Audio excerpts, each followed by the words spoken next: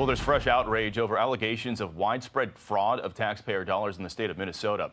A viral video appears to expose that alleged fraud at several Somali-operated child care centers in Minneapolis. And the independent journalist who published that video, which now has over 100 million views, tells Fox News the scam is extensive. The statement hits like a hard seal on a federal briefing folder. At 4:41 a.m. in Minneapolis, St. Paul, coordinated teams executed 62 warrants tied to a child care assistance nonprofit network, a fraud footprint estimated at $5 billion. 19 primary locations breached, 11 shell company operators identified, and hundreds of thousands of falsified child care and food aid records seized in one sweep. Officials called it the most sophisticated humanitarian front scam the region had ever seen, and they warned the public that what looked like a simple daycare scheme was, in reality, a machine built to steal trust, to launder legitimacy, and to weaponize compassion. The viewer is told right away what makes this different. This is not a street crew running a quick hustle. This is a command structure running an institution-shaped operation. Tight, quiet, patient. And the next part gets worse because the raid doesn't just uncover fraud, it uncovers a parallel system that learned how to bend government rules without breaking them loudly enough to be noticed. 4:32 a.m. South Minneapolis. The streets are dead quiet, and the cold air feels like glass against the lungs. Neon from a 24-hour laundromat bleeding onto wet pavement. Fog hanging low between parked cars like smoke that never clears. In that silence, FBI and IC field teams move in stacked lines, with DHS investigators and local SWAT elements in support. Faces covered, gloves on, radios low, boots stepping with discipline. The kind of posture you only see when a plan has been rehearsed and consequences are understood. They hit 3 doors at the same moment. A nonprofit office with children's drawings taped to the glass. A leased training center with a freshly installed sign and no real business hours. And a quiet duplex that looked ordinary until you noticed the reinforced deadbolt. And 2 cameras aimed at the sidewalk like the house was watching the street instead of the other way around. The green light comes through with no drama, no shouting. Just one clipped phrase, and then the city flips from sleeping to breached in a single breath. Steel ram slam. Hinges tear. Flashbangs crack like lightning in a closed room. And agents in black surge into corridors that smell of printer ink, stale coffee, and warm plastic from routers pushed too hard for too long. A suspect in a hoodie tries to run with a backpack that clinks not like coins but like stacked cards. Another drags a duffel bag, so heavy it swings low and knocks against his knee. And a third reaches for a laptop on a folding table where the screen is still open to a benefits portal, multiple tabs, multiple identities, multiple claims in motion. Hands go up, bodies hit the floor, zip ties click, and the first evidence tech steps into a world that looks like community service on the surface and organized extraction underneath. Inside the nonprofit office, the daycare help story collapses fast under light and scrutiny. Filing cabinets stuffed with duplicated birth certificates, stacks of invoices with identical formatting and different names, bundles of provider agreements printed on paper that feels official because it is, and row after row of tablets logged into the same system under different accounts. The kind of mass access that should not exist in one place unless it was built for something else. Agents call out counts as they tag and bag. 2,700 counterfeit enrollment packets, 1,140 forged lease agreements used to claim fake daycare addresses, 88 point-of-sale terminals linked to benefit skimming, and a wall safe holding a mix of cash, cashier's checks, and handwritten routing instructions that read less like bookkeeping and more like logistics. Lists of addresses, time windows, and notes that say rotate director, swap phone, new lease, closed site, open site, like the network, is breathing in and out to stay alive. A second entry team hits the training center and finds no classrooms, no students, no curriculum. Only rows of printers, stacks of blank forms, stamp kits, embossers, and a long table with neatly laid out identity kits like a production line. Every kit has the same bones: copied IDs, pre-filled applications, fabricated inspection reports, and a script for what to say if a call comes in from oversight. And the agents don't need a confession to understand what they're looking at. This was a factory that turned public paperwork into private money. In St. Paul, the community supply distribution warehouse opens to reveal pallets of boxed documents instead of food, sealed cartons of blank forms, inspection reports that were never performed, and a back room where printers run hot, spitting out perfectly matched letters on letterhead that makes the lie feel legitimate. A suspect tries to torch a bin of paper, flame licking the edges. But an agent kicks it over and smothers it, because paper is fragile and criminals love fragile things. Burn.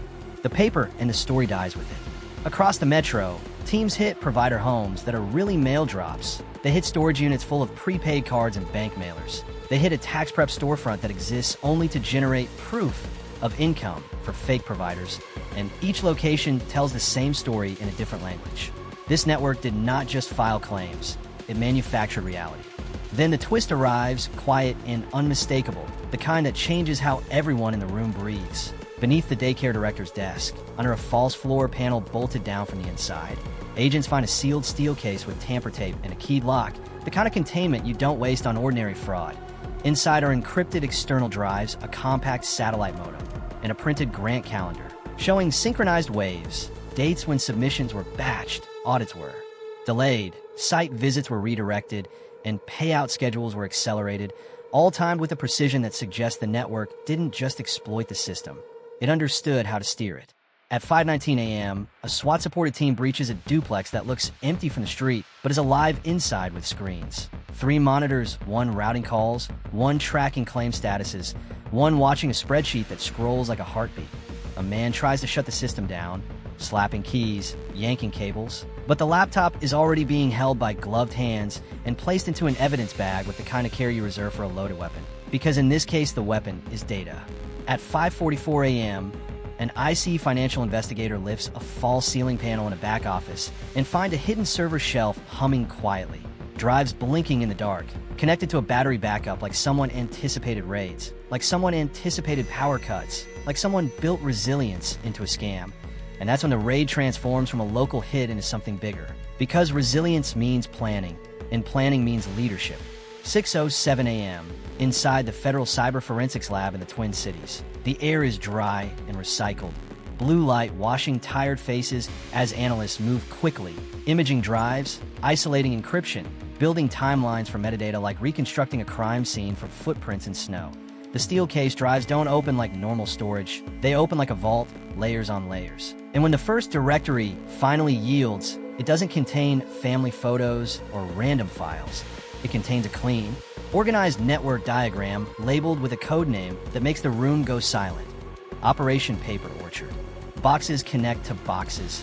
Arrows jump from nonprofit front names to shell LLCs, from shell LLCs to grant intermediaries, from intermediaries to payment processors, then out to real estate leases, vehicle titles, consulting, invoices, and an offshore not designed to make every transfer look like routine program spending. It isn't messy theft, it's supply chain fraud disguised as community service. And that's why it grew so fast. The analysts trace money flows and see the scale. Thousands of small claims that look harmless, then clusters that spike, then surges that push into tens of millions. And then the fictional $5 billion footprint becomes plausible not as one giant theft, but as a continuous harvest. Automated, rotating, self-healing. Every time verification tightened, new addresses appeared. New directors surfaced, new inspection PDFs were generated, new phone lines activated, new vendor contracts minted, the paperwork evolving like an organism that learns to avoid traps. The mastermind is identified not by a public title, but by a digital fingerprint. A fully fictional daycare network director named Kendra Vale, a name that appears in encrypted key signatures and administrative approvals without ever appearing on the glossy nonprofit brochures. Her authorization token, found in the drives and mirrored in the hidden server shelf, approves bulk submissions, triggers payouts, greenlights the opening of new daycare sites, assigns shell company operators to rotate identities, and flags high-risk audits for delay. And when analysts map her activity, they realize she didn't just run a scam, she ran a command center. This is not corruption. It is command-level collusion, not negligence. Engineer betrayal. The scam didn't merely slip through cracks. It learned the architecture of the building and moved through hallways the public never sees. Then an analyst opens a second-tier folder labeled Oversight, and the room tightens again because inside are contact chains, process notes, and approval paths that imply inside assistance. Grant intermediaries who knew which boxes to check, which language to use, which timelines to exploit, and when to push a file so it would glide instead of stall. The open loop is delivered without drama because the truth doesn't need it. If there's an oversight tier, then the next phase isn't just about fake daycares. It's about who kept the doors open and why. 4:58 a.m. dawned at a joint command center inside a secured federal facility. Folding tables and glowing laptops. A giant screen showing Minnesota lit with dozens of pulsing red markers. Minneapolis, St. Paul, Bloomington, Rochester, Duluth, Mankato, each on an address, an account, a vendor, a lease, a processing node that existed to turn public funding into private extraction. Leaders announced the unified push with numbers that move like a machine. Over 900 personnel across FBI, ICDHS, investigators, forensic accountants, and tactical support, dozens of simultaneous entries, airborne units for Overwatch, secure transport for sea servers, and interdiction teams staged specifically to seize communication hubs before remote wipes can trigger. The statewide eradication hits in a fast, brutal rhythm across the map. A grant consulting office with cloned laptops, identity kits, and scripts for audit calls. A suburban mansion with cash vacuum sealed and hidden behind pantry walls. A strip mall tax prep shop that is really a claims factory. A rural storage unit complex containing nothing but bank mailers, prepaid cards, embossed stamps, and hard drives labeled like a library of stolen lives. A community kitchen nonprofit that exists, mainly to create invoices and vendor histories. A so-called child care training institute that is actually a pipeline for manufacturing staff rosters and inspection paperwork. Agencies, server farms tucked behind ordinary office walls, stacks of check stock, stamp kits, RFID badge printers, and communication devices used to coordinate claim waves. They arrest shell company operators with binders full of identity profiles and routing notes that read like dispatch logs. Open site, close site, rotate address, replace director, purge phone, shift vendor. Kendra Vale is located not at a charity office, but at a leased executive suite with tinted windows and a receptionist trained to be calm. She claims she has no idea what this is. She says her organization helps families. She says this is a mistake, but the evidence in her suite speaks louder than her voice. 3 monitors, a whiteboard covered in payout cycles and compliance notes. A locked drawer holding a handwritten list titled Silence with names, amounts, and dates beside them, and a small notebook where each week is marked not with meetings, but with batches. Batch A, Batch B, Batch C, each one tied to thousands of submissions. When the cuffs click, the network doesn't collapse theatrically. It stalls like a machine losing power because command systems don't scream, they simply stop outputting. By noon, officials say the underworld, this financial underworld, took more damage in 6 hours than it had taken in 6 years because the system that made the scam repeatable has been seized, not just the money it produced. Then comes the deep corruption reveal, and it is the part that makes honest workers sick. Investigators examine seized servers, audit logs, internal email chains, transaction histories, and portal access records, and the pattern appears with brutal clarity. Site visits canceled at the last minute, verification holds lifted in clusters, manual reviews bypassed through pre-approved language, and submission outages mysteriously timed so legitimate applicants got delayed while fraudulent batches sailed through when systems came back online. They identify corrupt grant intermediaries, fictional individuals with professional titles and clean resumes, who sold guidance on how to structure claims so they would pass automated checks, how to create vendor histories that looked real, and how to stagger submissions to avoid human attention. They find a handful of inside leaks, not necessarily from politicians, but from staff and contractors who understood the gates and chose money over duty, sending scheduling notes, audit alerts, and internal process changes out to the network in exchange for monthly payouts routed through shell invoices labeled consulting, software support, and community outreach. Honest program staff stand in hallways staring at the evidence and realizing their good faith work was used as a weapon. A veteran caseworker's voice breaks when she says the words that hit the hardest in this kind of story. We were trying to help people, and someone built a machine to feed on that. Federal agents arrest planners and processors who never wore masks and never carried guns, but still built a parallel enforcement reality where the scam was protected by procedure.